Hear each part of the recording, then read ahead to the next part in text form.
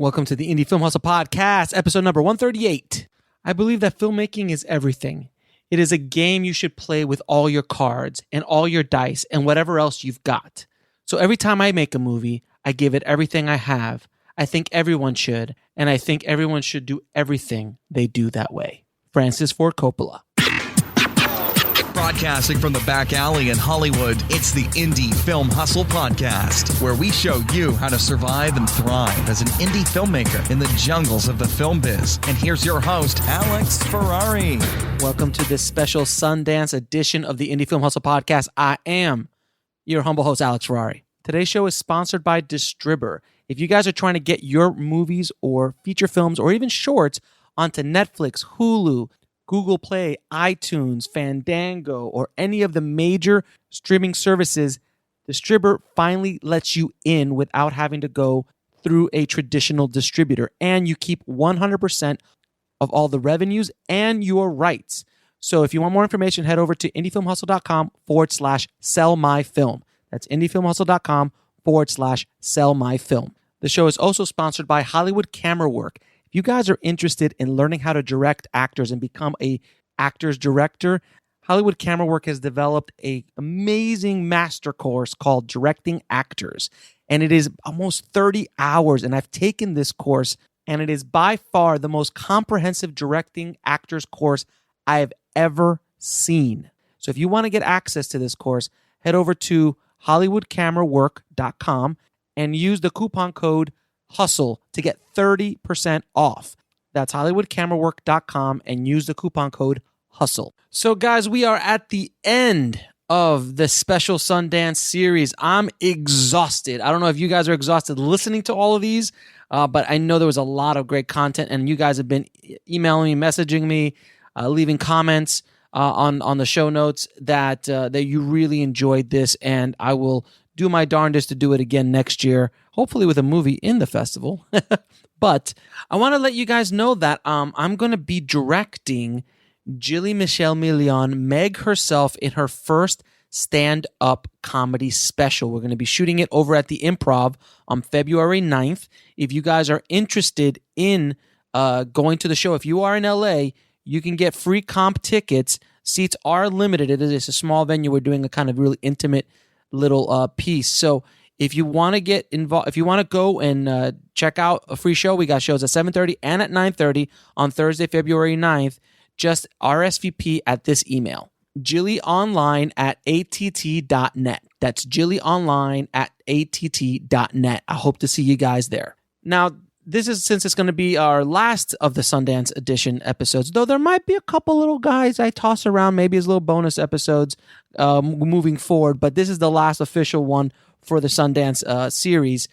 It was a really interesting conversation with a young man by the name of Matthew Doyle. He is a TV lit agent over at Verve Talent and Lit Agency. And, you know, it was really interesting. I wanted to get a real insider's look at the television market, you know, for writers, specifically how to get your pilots made, get them in, how to submit them, what the industry is looking for, what the streaming networks are looking for, what network television is looking for, what you should do. Should you make a pilot? Should you not make a pilot? And Matthew's a young guy. He's coming up. He's literally basically at the beginning of his career, but he's he's a rising star in the industry. And I really wanted to get kind of like an in the trenches look at the television literary market right now and see what it takes to make it. Do you need a pilot? Do you not need a pilot? What are they looking for? What's the industry looking for? What are streaming platforms looking for? What is network television looking for? And Matthew is one of those guys that really is in the trenches right now and gave us really valuable information about what the industry is looking for right now. And right before we get to this interview, I wanted to give a big shout out to my co-host and co-producer of this Sundance series, Sebastian Twardos from Circus Road Films. And if you're needing a producer's rep or someone who can help you navigate the film festival circuit, distribution, things like that, Sebastian is definitely an upfront guy, and he really is there to help the filmmaker. So I'll leave all his contact information in the show notes at indiefilmhustle.com/138. And also another big shout out to Adam Bowman from Media Circus PR.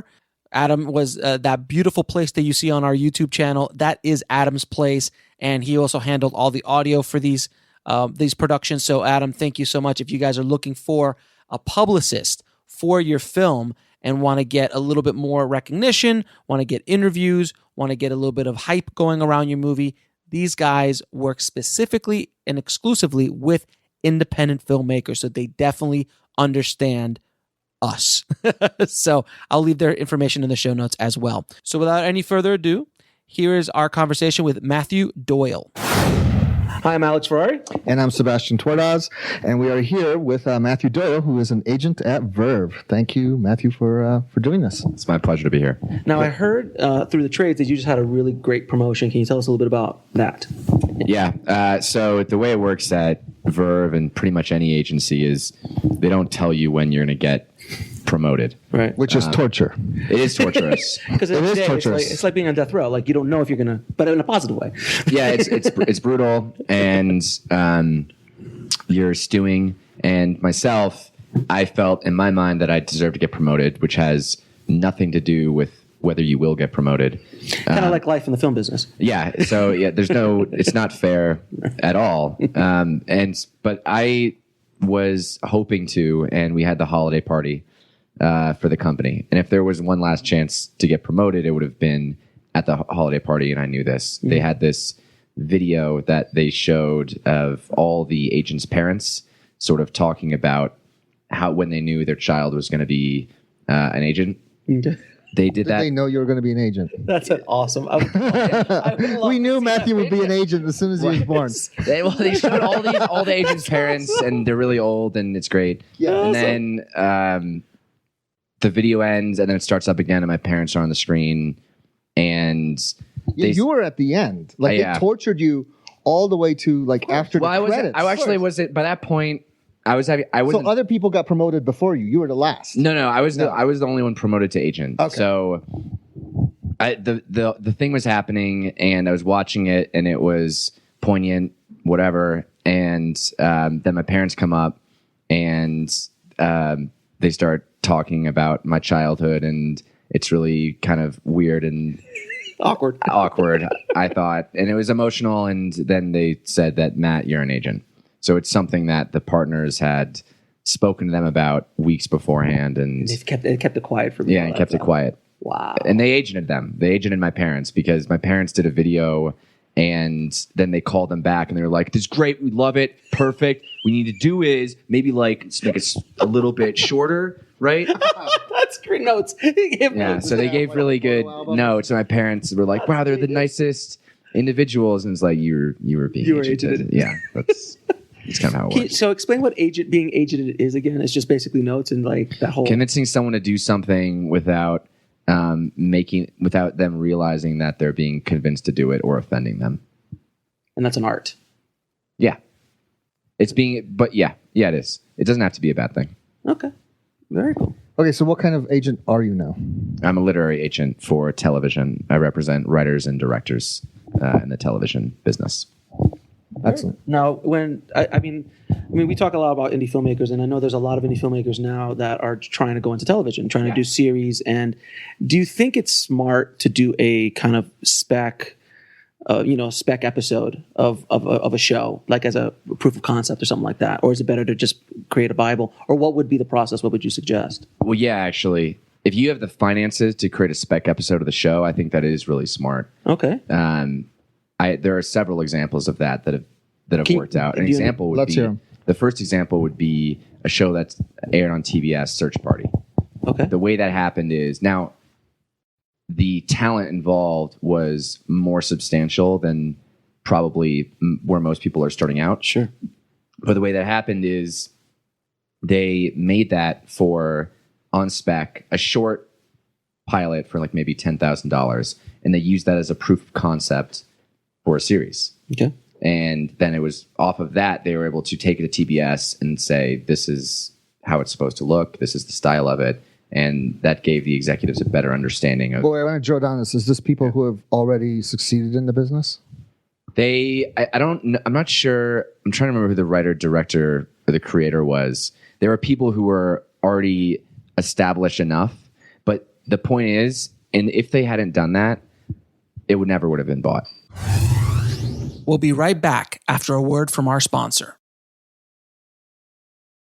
And now back to the show. It was only when they made it that they were able to get people interested. Isn't Sunny, It's Always Sunny in Philadelphia? That's another example. They did that too, right? Yeah. That's another example. Right. I remember that story hitting because it was done very low budget. Did they have the stars there yet or no? But yeah, it was all, I mean, there weren't stars then. Rob McElhenney. But DeVito wasn't with them at that point. No, he came in like the second or the third season. Okay. Because the network wanted to add some star power to it. Got it. But originally it was just Charlie Day, Rob McElhenney, Caitlin Olsen.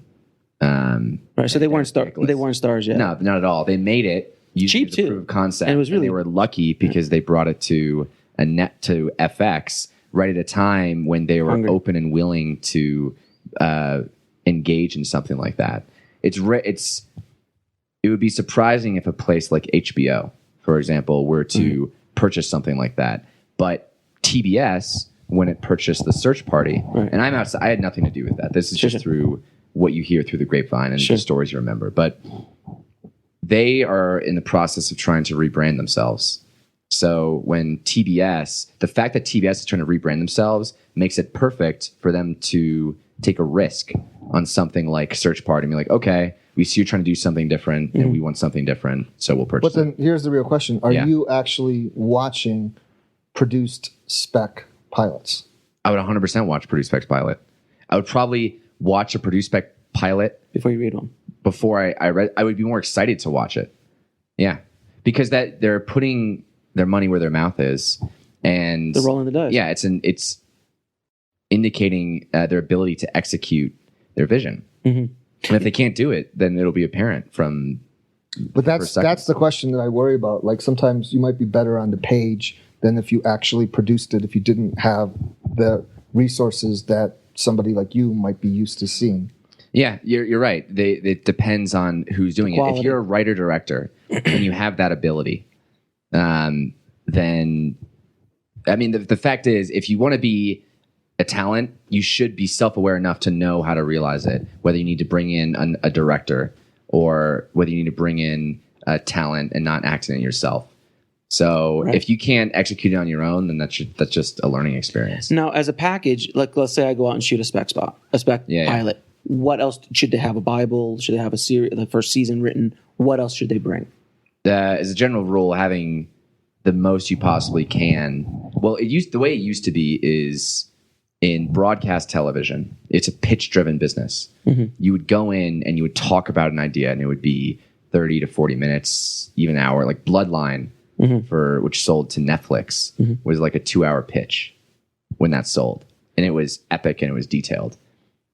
Recently, television has become, as in like the past 5-6 years, television has become a spec-driven business, as in people actually write the show and then they take it to the networks. Right, but a spec script pilot. Exactly. Now, the reason it didn't used to be that way is because if an artist executes a script and you take it to the network, and if they buy it, what else is there for them to do? The value of the network executives is in shaping the script and giving notes. So usually networks executives are not willing to engage in that. And right now the spec market is glutted for television. Everyone has a spec pilot and wants to take it out, especially from baby writers. It's not as unique and interesting as it was. But like True Detective in like 2011, whenever that sold, that was a spec pilot, and they had a pilot, they had a series, and they had the stars attached, of course. So like that was essential packaging. So it's a gluttony right now of spec scripts right now. So if you had a actual spec pilot shot, it pulls you above. Yeah, it separates you from the crowd. In the same way that probably having a spec 4 or 5 years ago separated you from the crowd. It was something different. Right, because it was pitched before. Yeah. And then it was if you had a spec, and now we've taken it to the next level. Now, how I mean, obviously the streaming networks and Amazon, Netflix, and Hulu, how has that affected your job, your business? Because obviously there's so many more options and opportunities for your clients, but how has that affected the market in general that you've seen in your experience? Well, an important thing to say is, from my perspective, I'm just starting out in my career. So I've have my own thoughts on like the industry, but it's important to keep in mind that my position of someone who's in the trenches. I want your point of view, and I want your point of view from the trenches. From the trenches, it's a place like Netflix. Mm-hmm. You sell a show to Netflix, and the first thing I think about as a representative mm-hmm. is the fact that there are so many shows on there, and the marketing push. It seems the marketing push behind each one is significantly less. So you can sell a show to Netflix and it gets lost in the crowd. It's a crowded ecosystem. Mm-hmm. And as a representative, that's scary because all you want for the artist is to add value to the network in an undeniable way, which gives them leverage and you leverage for them to use in the marketplace and get mm-hmm. them the best possible deal. Whereas with Netflix and with Amazon, when you make a deal with them, they are very generous in their series orders, but they mm-hmm. buy out all the territories and they own it till the end of time. So the amount of money you can make is capped. At the it's upfront. Exactly. So you're not going to make the amount of money you would have made had you sold it to a traditional broadcast network or even like a traditional cable network, for example. Right. How do you find clients? Good coffee.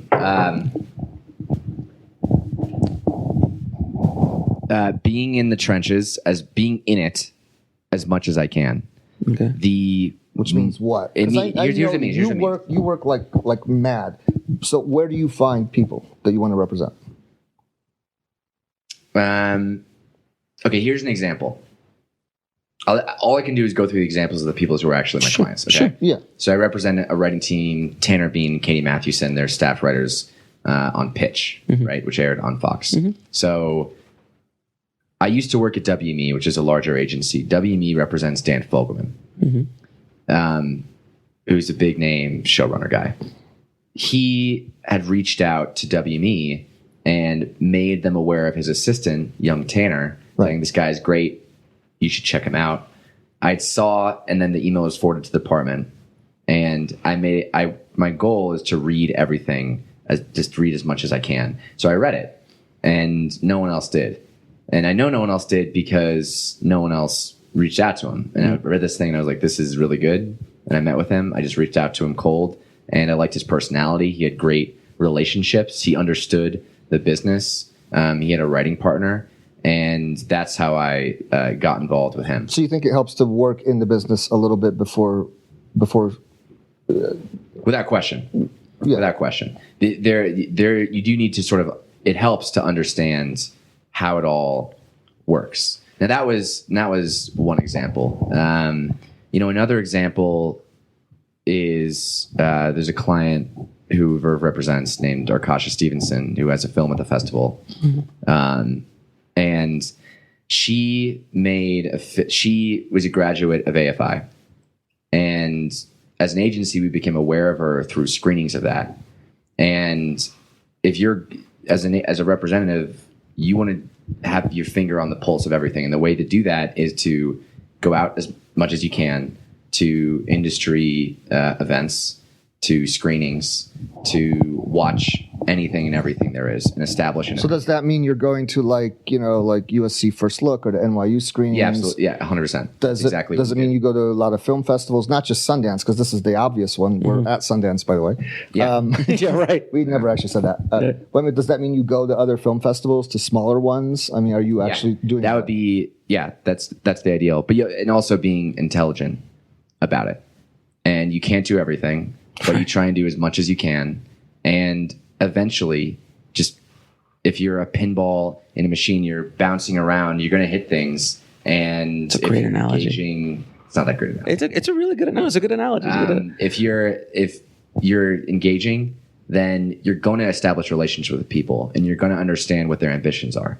And as an agent, all I care about is what people want to achieve in their own lives. And that's just not for artists, that's for executives as well. And so my conversation with people always comes to that. And then when you find that out, you think of ways of how you can help them. So you I just want to get this right, because I'm very cautious about people actually producing a spec pilot. Because why are you so against it? I'm not against it per se. I'm cautious because it's a lot of money to do that. It can be. We'll be right back after a word from our sponsor. And now back to the show. Is it still mostly that you are reading, like, are you mostly still reading 100%. samples? Seeing spec pilots, I hardly. Because there's not. No, it's a rare thing. Rare. It's a rare thing. Yeah, I'm assuming that you happen to have the money to make it. And the talent and the infrastructure and the gear and the people and the talent. And then I'm also worried that, you know, I'm worried about expectations, because when it comes to the page, I mean, it's people are just writing or typing. That's it. It's cheap. Right. It's really cheap to do that. So it's more democratic in a sense. I mean, but producing a spec pilot either takes a lot of money or you have to fill it with people that are names. I mean, so my question is, are your expectations It depends too high? It depends on your goal of who you want to be. There's some writers who all they want to do is just write, and that's fine. And then for that purpose, it makes sense to just put it on the page and have it be undeniable. Mm-hmm. There are some people who want to be writers and directors, and if that's the case, then having a spec pilot is excellent. Right. It doesn't hurt. Yeah. And I mean, personal experience, I worked on a spec pilot where I did a lot of post on it, and they spent $50,000-$60,000, had some names in it. That's insane. It is. But it's not. That's what happened. But then that's why because they did it at a very high level. They had some faces in it, but no major stars. Some TV faces, and it went nowhere. And I was just like, wow. And it wasn't that bad, but I was like, it just because my question is, it has to work on the page. So why even go to the process of producing it if it doesn't work on the page? From my point of view, I'm on both your sides. I'm both of your sides. He's the agent. What do you think of that? It depends on what your why objective produce is. it if you nail it on the page? Shouldn't that be enough? But if you produce it on film, it just takes that edge up to the next level. So do you believe that? If you have or should it just work on the page? You're not. There's no wrong answer. it all needs to work. Right. Exactly. It all needs to work. If it doesn't work on the page, it's not going to work as a produced pilot. But if it works on the page and you produce the pilot, it will probably get more attention than if it's just a script. But this is a very unique scenario. Yeah. That's the thing we're trying. I think that's what Sebastian's trying to say. The idea of a $50,000-$60,000 produced pilot, that's you know crazy. what I'm trying to say? No, there is something different. I believe it should work. I'm worried because a lot of our audience are newer to the business. Right. Yeah. So you have to be really careful about what you're telling them to do or not do. And I sort of believe that some people, they'll write a script and for whatever reason, the script's not getting traction. So then they think, I'll make it and then it'll get traction. And that's not necessarily the case. No, you're right. And so right. So it's about getting good advice. I mean, the right people, if you go to the point of making the script, I think you should if you write a good script, it'll get traction. Let me just ask you one last question about this, and then we'll move on. Yes. How many spec pilots have you seen that have gone to show, to network, been sold? It's not that many, I don't think. Has any? You're talking about something that was written and produced. Oh. That you know of. Besides the two examples that I know of. I know there are more examples of this. There have to be. Right. But there aren't a lot, I don't think. Okay. Well, think of it this way. High Maintenance. Mm-hmm. That was on Vimeo. Mm-hmm. That was made by a writing and directing team. Mm-hmm. Vimeo, no one went to Vimeo for watching original content. Right. And then they did for High Maintenance. And then it went to HBO. Now, if you're talking about that as a spec pilot, which I would consider, I mean, there's a spec series, that's an example of that. Search Party as well, from my understanding. It's Always Sunny.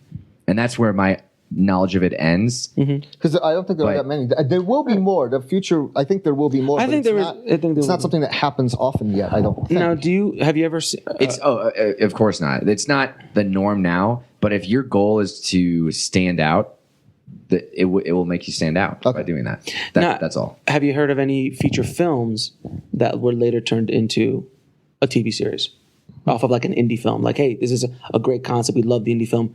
Let's turn it into a series if the creators decided to go down that route. I know there are examples of this. Under the lights, I'm going to blank on any like truly great example. But you would look at that. Okay, so we're not considering Friday Night Lights an indie film, right? I'm sorry? You're not considering Friday Night Lights an indie film. It's just not, so we can't. No, that's not an indie film. Because that's the only thing. Well, I mean, I think the bigger question is not to.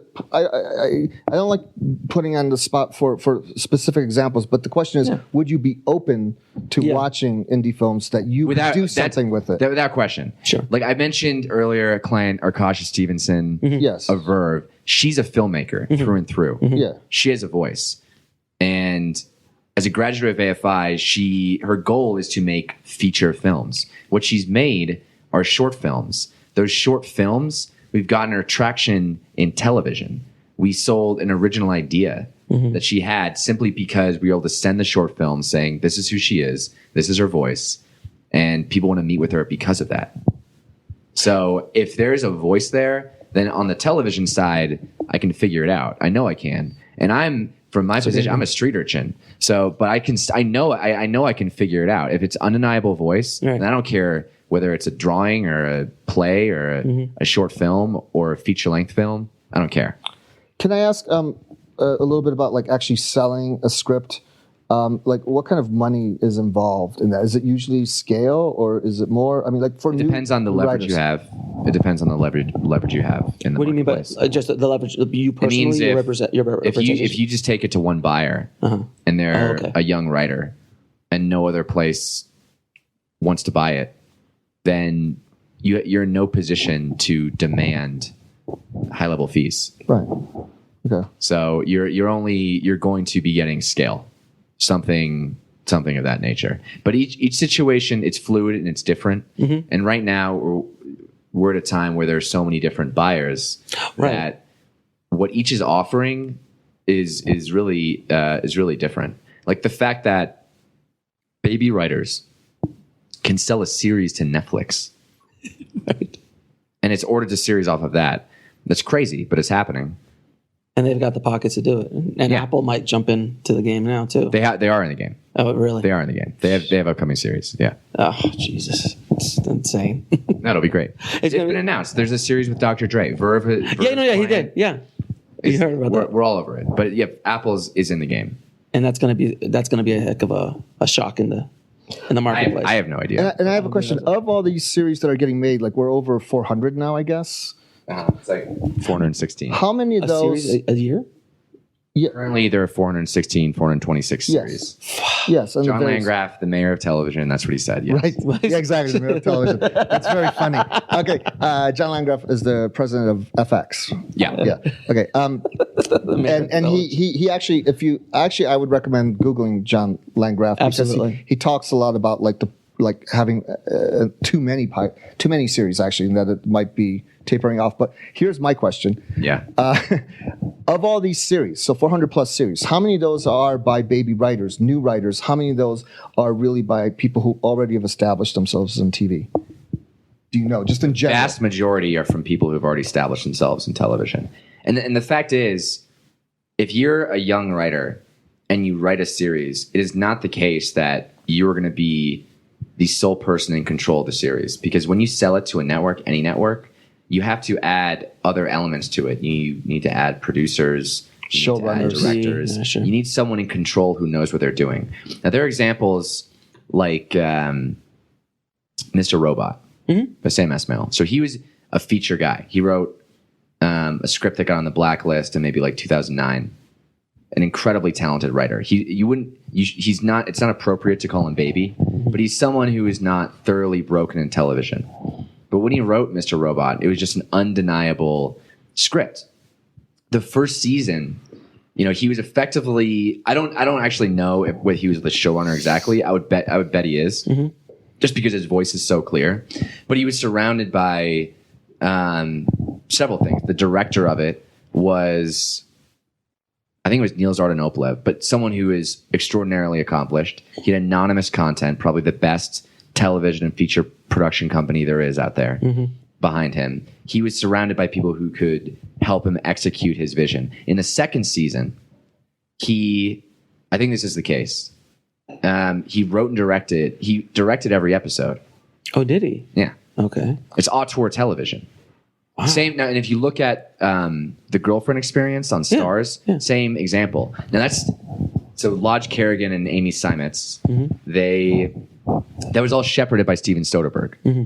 If they were just by themselves, it probably would not have happened as it did. But because they had Steven Soderbergh as the father figure, and he had done The Knick, and he's a genius, right? And he gives no fucks.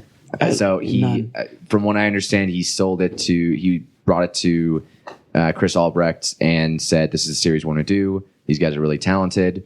We're going to deliver you all these episodes. Here are all the scripts." And they're like, "Okay." We'll be right back after a word from our sponsor. And now back to the show. Here's what I know. Okay, so most of them are established writers, which is what I thought it was. Yeah. How do you then establish a writer? Let's say somebody out of film school or somebody who's just come across your desk, they're a new writer. How do you establish them? What's the process of eventually, normally getting them through to the point where they can sell and run a show? Like, what's that like? To be able to run a show, but don't go too fast. I mean, like, okay, breaking a writer. How do you break a writer? Sending their material and talking about them to anyone and everyone. That's why you need an agent. How much material do they need for you to send? It can just be one. Mm-hmm. But one good one. Usually a spec pilot, original spec pilot. Something that shows your voice. Could it be a screenplay? Yeah, without question. Could it be a play? Yeah. Absolutely. So it could be any original writing. Yeah. That has your voice. Yeah. And so your job is to do what then? My job is to call people, meet people, tell them about this artist, why they're incredible, and why they should be in business with them. And then half the job is the writing. Is half the job also the personality of the writer? Yeah. The being in the room? Is that literally half? Not more so, yeah. If not more so. So just they're being good in the room. Mm-hmm. So that was my next question. What do you look for in a new client? I want leaders. What does that mean? Well, here's an example. There's an exceptionally talented writer-director who I was really interested in, and I went to a screening of her work, and it was a panel of women, is what it was, and they were all talking about their ambitions after they showed the short film. At the panel itself, she, in my opinion, dominated. She was just the unquestionable leader of it. And she had the most vision. She was the most aggressive. She was the funniest, and she was the smartest. And she made such a clear impression that even from all the way in the back of the theater, I could tell, like, this person is going places. She was just a force. Personality. Yeah. So the personality is a huge aspect of it. And if you're talking about representing showrunners and representing directors, you want to represent field marshals of their crafts. And that's what I look for primarily. And then, of course, the talent. Okay, so then you're sending them out there. You're sending the scripts out for people to read. Mm-hmm. They're going to the meetings. Yeah. What happens? How do you get them money? How do you get them working? As an agent, your job is to frame it right, set the table. They start with generals. They meet with each other. They talk about their shared paths. The hope is that when you set a general meeting, and then talking about, and then when the agent and the manager prep them appropriately, they can go in knowing what the potential opportunities are at that network. So you set them up with a studio or a production company, and they can touch on what they are personally interested in about the production company or the studio or the network. If the production, if you can bring it up to them showing you've done your research, then that's going to be a more engaging conversation. And hopefully what comes out of it is they're keeping you in mind for the opportunities that, whether it's a staffing opportunity, whether it's a directing opportunity, they leave the meeting thinking that you would be someone that they would want to work with. So that's really why you need to have the personality. Now, what advice do you give someone who's just trying to break in? Trying to get trying to break in? Trying to break in, trying to get an agent. What do you suggest? What's your advice? This is all gonna be really trite.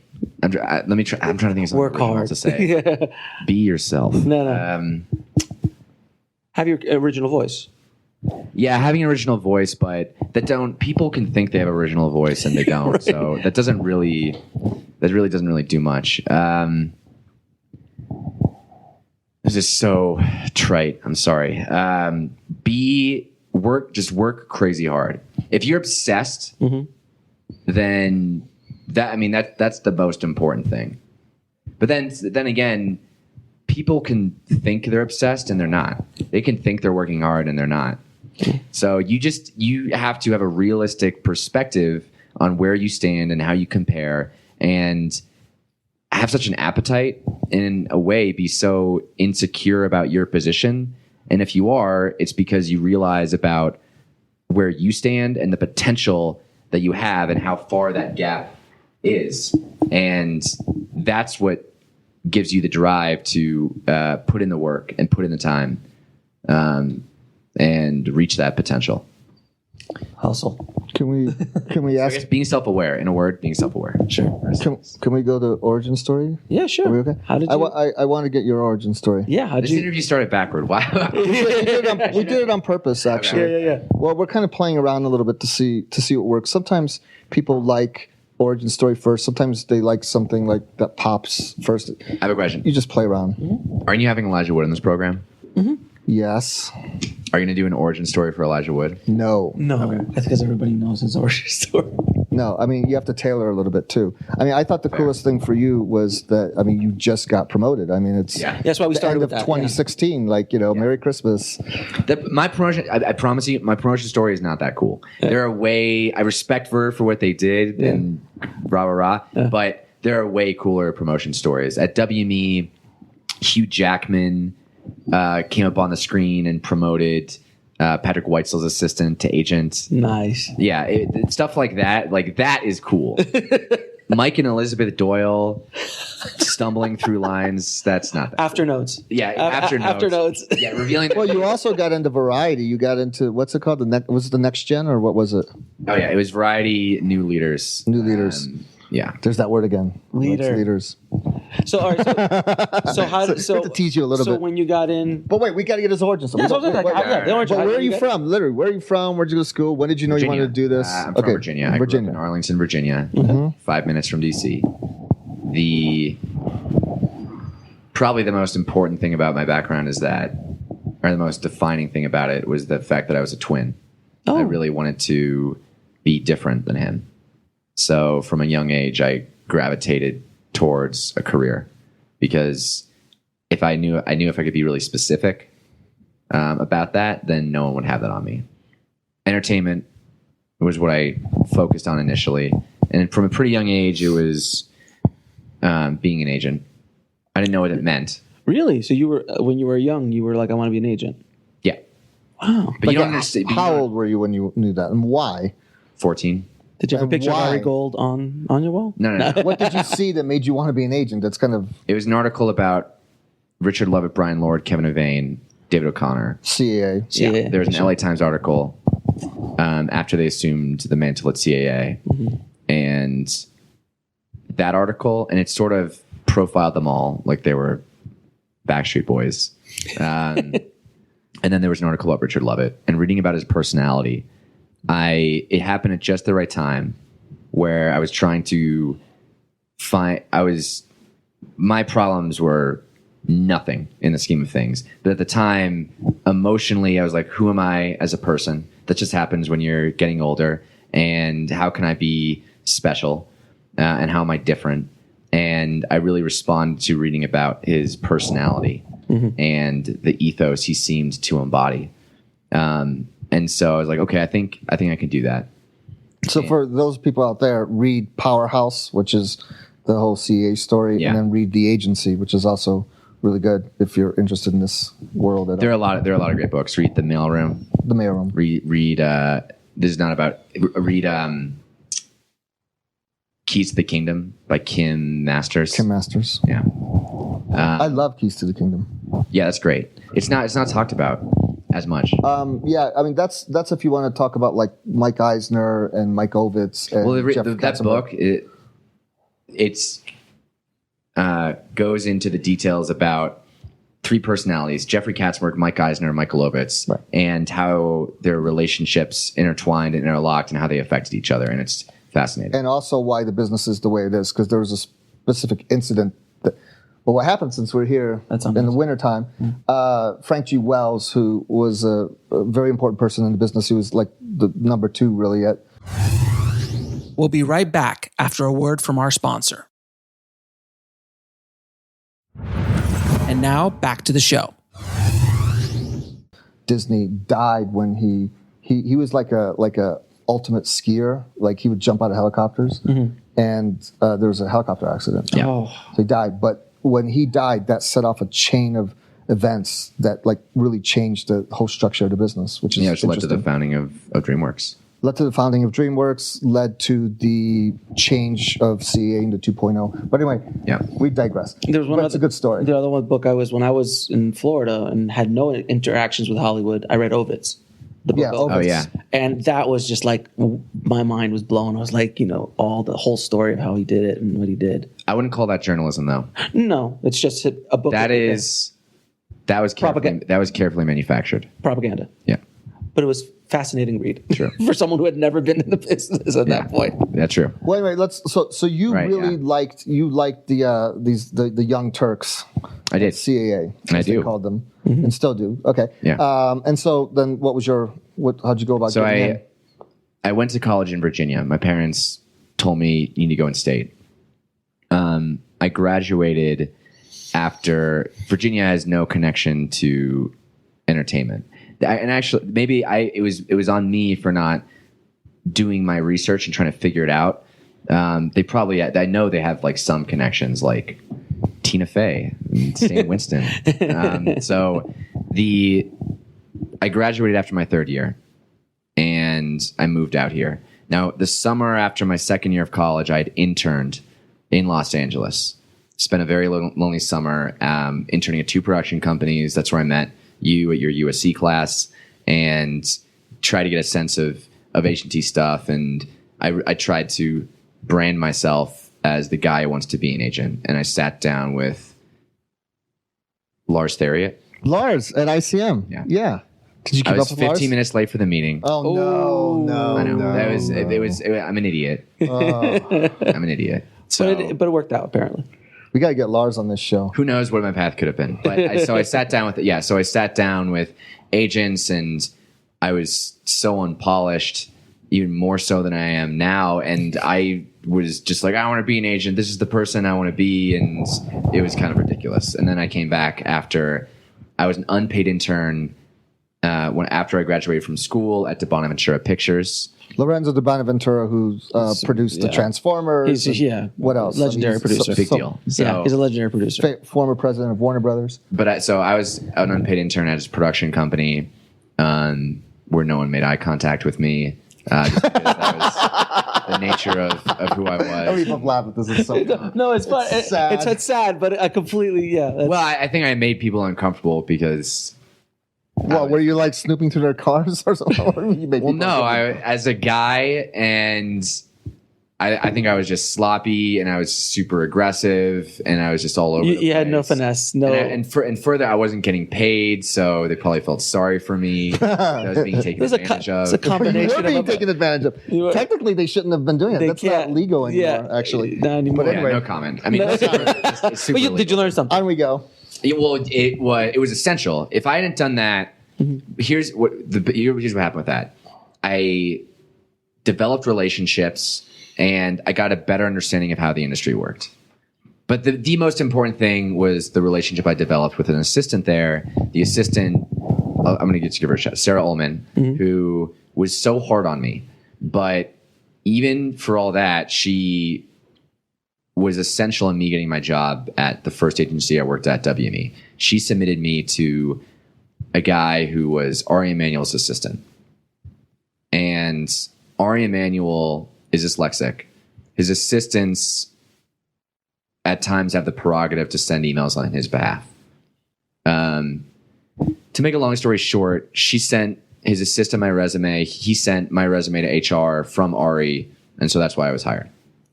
Because they thought that Ari was recommending me. Great. Wow. So that's how I got in. So I started in the mailroom. I had no idea what I was doing. I was in the mailroom for 4 months. Then I worked for a feature agent, Simon Faber, for 7 months when he covered Sundance. Then I moved over to television. I worked for Mark Corman in the television department. And then I worked for David Stone. And I was there 4 years. And I was an agent trainee. Usually takes about, I'd say probably 5 to 6 years to get promoted. Is it really that long? Jeez. It used to be shorter. Yeah. It used to be like 3 or 4. There are people who get promoted quicker. Yeah. But so much of it is who you work for at the right time. Yes. It used to be that CAA, it takes like 5.5 years, 6 years to get promoted. But recently, for a lot of reasons, people get promoted a lot quicker there because they just had the need in ways they didn't have before. Mm-hmm. So I was there. I was trying to figure out a way to get promoted. And your hours were insane. Like, describe some of your hours because I think they were crazy. I worked pretty hard. I got in 7:30, and I was there till 10:30 or 11. How often? Almost every night. For how long? 4 years. Yeah. Did you ever sleep there? No, I never did that. I never slept there. That's like really hard. That'd be Were other embarrassing. people working at that level or just some people? Did you ever see anyone sleeping there? Is what he said. Yeah, I've seen people sleep there. But here's the thing. Water seeds to its own level. So in this business, in this day and age with technology, anyone can justify working all the time because there's always things to do. Always. And if you're a workaholic and you need something to justify meaning in your life, you're going to do it all the time. And that's what I was doing. And additionally, I was holding on so tight because I was so scared it would go away at any moment. The way I got in was so random that I felt I didn't fit in. And so I felt truly that I would be fired. And frankly, working for Simon Faber, I was a moron in the first 3 months. I thought he was tough on me. He wasn't. Harder bosses would have fired me. Same with Corman. Same with David Stone. All of those agents, looking back, they could have easily let me go. And it would have been fair. So I worked really hard to compensate for that because I felt if I'm working all the time, they can't say to me that, you're not giving it your all. And so like that's what I had, and that's why I held on to show my value. It doesn't have to be that way though. And also, I mean, it's certainly not healthy, but rather than working from 7:30 to 10:30 and then leaving, it's way better to be more intelligent about how you spend your time. However you can do that. And I probably was not I've gotten a lot smarter about how I spend my time. So while I work a lot now, it's not about being in the office. Now it's about getting out there and seeing people, having breakfast, lunches, dinners, coffees, drinks every single day of the week, and not defining myself by the guys in the office. My favorite story. I just want to see if you have anything to say about this. Yeah. I'm not going to say the whole name, but it's Hyro, who's a manager now. My favorite story out of everybody who I've ever interviewed or talked to or met in any class, when he was a creative executive at Warner Brothers. Yeah. Creative executive would mean that he'd just been made an executive. So, yeah. But he was at kind of the low end and had a long ways to go. Anyway, what brought this up was you mentioning going out for breakfast, lunch, and dinner. He would go out for breakfast, lunch, and dinner every single day.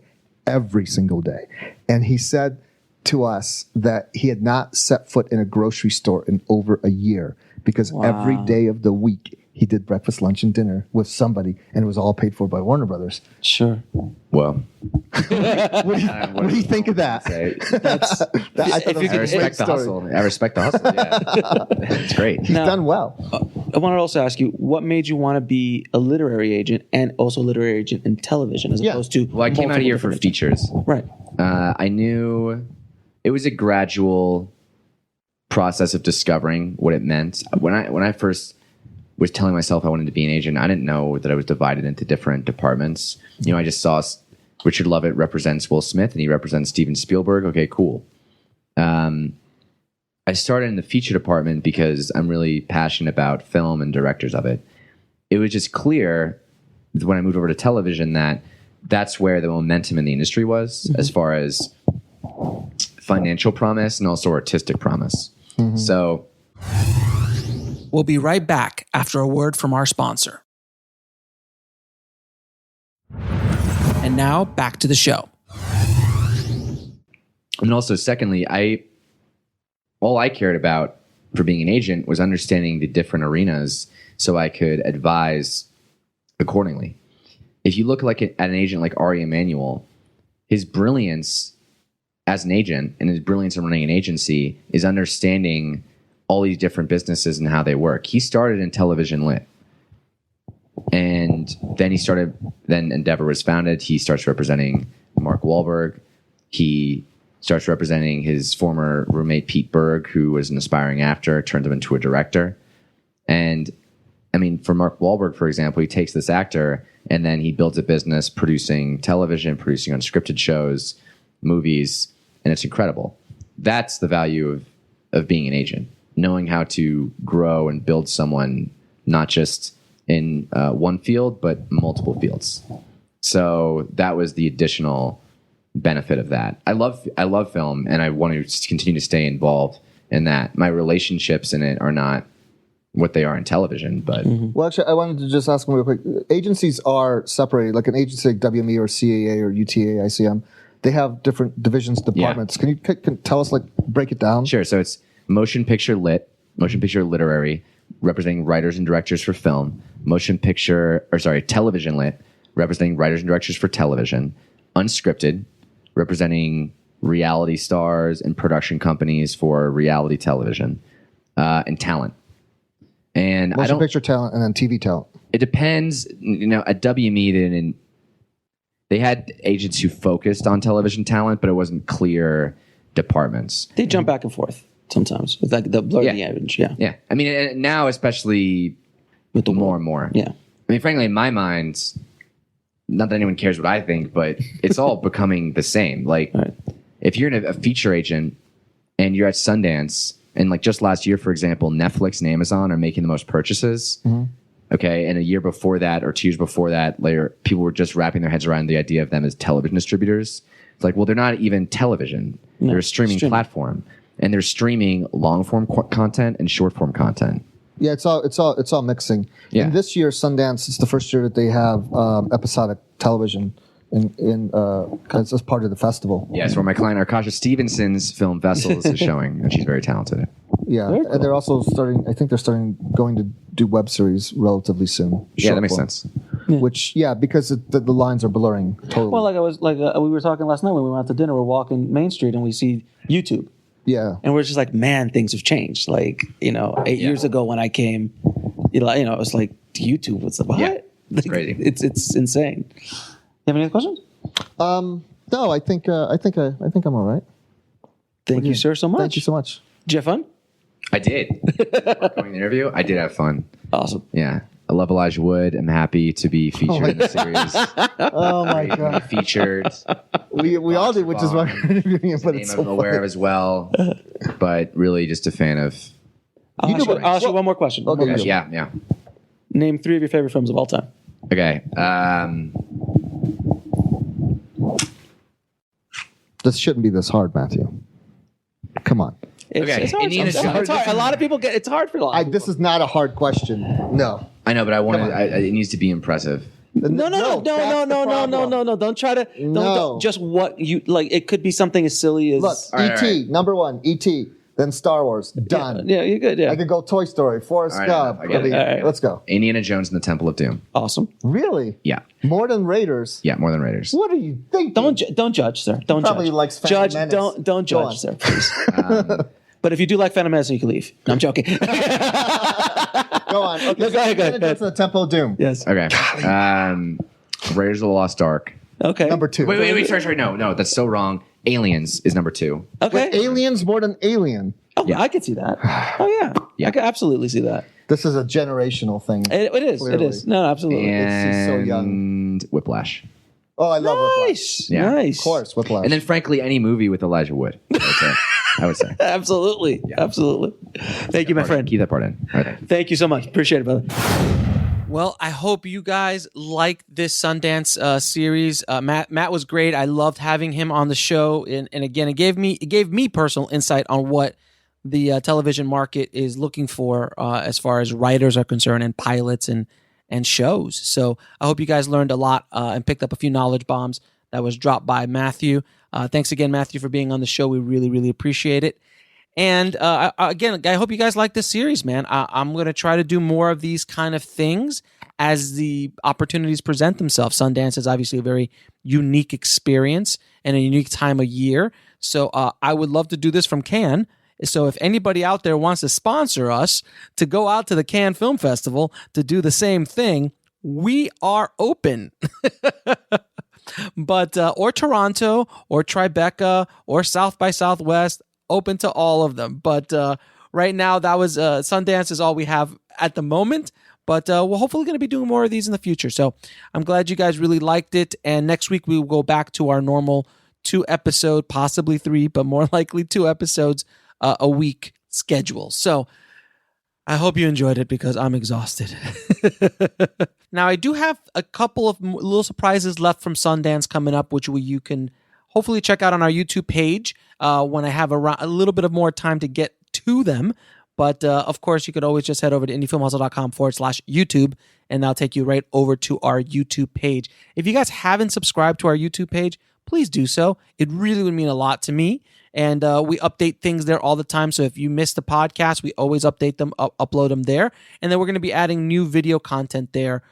Try to do more video content weekly on our YouTube page and start growing that a little bit as well. And guys, one last thing. You know, I've been getting a lot of feedback, messages, comments, emails, and things from you guys saying how grateful you are for what I do for you guys. And you know what? I really want to thank you from the bottom of my heart for that, because it really does help. It really does help me keep going. This is a lot of work, to put all of this stuff together, all of this content together. But I really do want to help filmmakers. And I'm so glad that I'm able to reach filmmakers from around the world. It's remarkable how far this little podcast, our YouTube channel, and the website have gone. It's pretty remarkable. So, again, thank you from the bottom of my heart. And if I can help or inspire somebody out there to make movies and tell stories, and hopefully that'll change other people's lives. So I really want to try to pay it forward. And whenever you guys can in your lives, try to pay it forward as much as you can. Teach somebody who doesn't know as much as you do. You don't have to be an expert in a field. You just might have to know a little bit more than the person you're teaching. And that's all you need to do. Just never hoard your knowledge. Just put it out there as much as you can, and help as many people as you can, because, it's a tough business, and whatever information we can get out there to filmmakers, to screenwriters, to storytellers is a good thing. So thanks again, guys. Keep that hustle going, keep that dream alive, and I'll talk to you soon. Thanks for listening to the Indie Film Hustle podcast at indiefilmhustle.com. That's INDIEFILMHUSTLE.com.